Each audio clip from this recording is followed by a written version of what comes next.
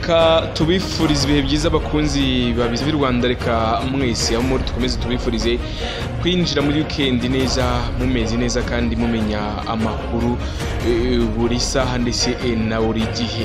Ni byinshi rero mugenda mwumva hirya no hino mu Rwanda, mu karere k'ibiyaga bigari, mu karere Ghana, muri South Africa cyangwa se muri bihugu byerekeye mu majyepfo ya Afurika y'Iburengerazuba ndetse n'Amajyaruguru.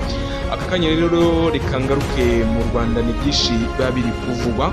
Ejo nabagejeho inkuru y'uriya mudamu wari watemwe n'umugabo we hariya mu karere ka Rulindo, aho umugabo yaramaze kumutema mu maso, mu ijosi, ku maboko n'ahandi.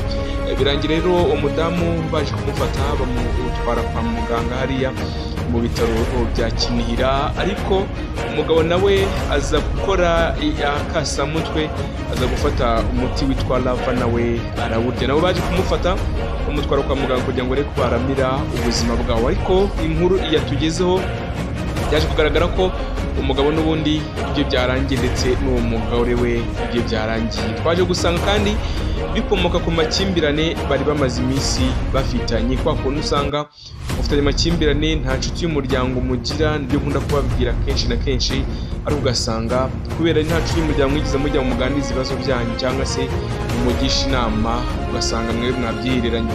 Ibyo byaje gutuma umugabo nawe buriya umujinya nawe waramufashe agabona kwihanira cyangwa se kuba yajya gutema umugore ku gisubizo yumvaga ariko sibyo, sinabyiza.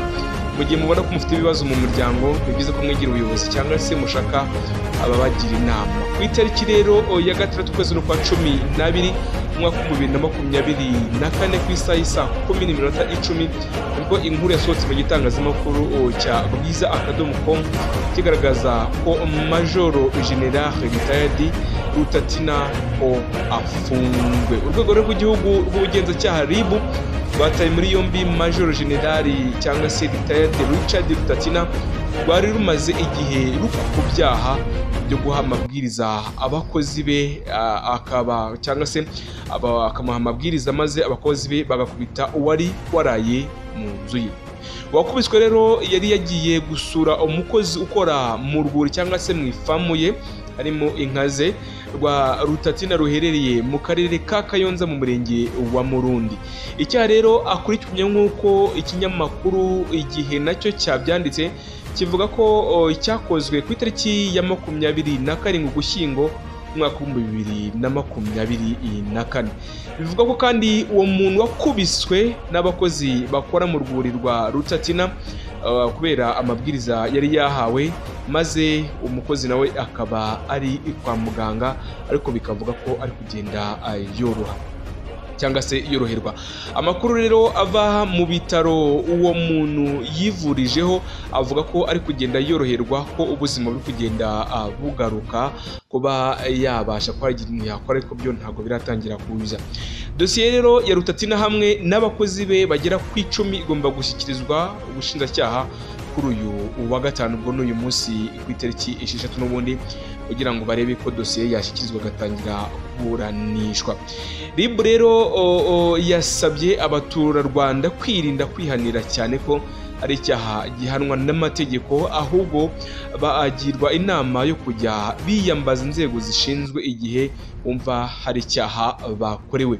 General Majoro Retired Richard Rutatina yagiye mu kiruhuko kizabukuru mu mwaka wa 2016 ubwo bahaga impapuro cyangwa se bemeraga ko ari abasirikare bagomba kuba bajya mu kiruhuko kizabukuru. Yigeze rero kuba umuyobozi w'urwego rw'iperereza mu ngabo z'u Rwanda G2, aho yagiye akora n'imirimo itandukanye kugira ngo arebe ko yateza imbere igihugu cy'u Rwanda. Uyu mugabo rero reka turebe ese ubushinjacyaha uribuze kumukoraho iki, ese biraza kugenda gute, ese ubundi kwihanira bundi niki amategeko abivugaho.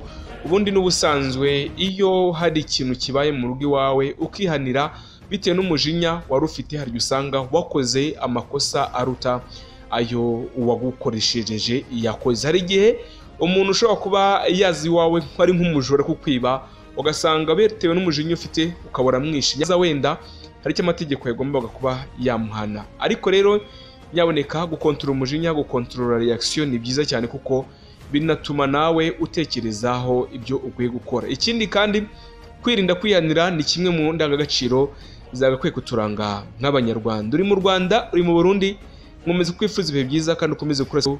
Nitwa Eric Nshimimana, nayindi neguza nawe utaha.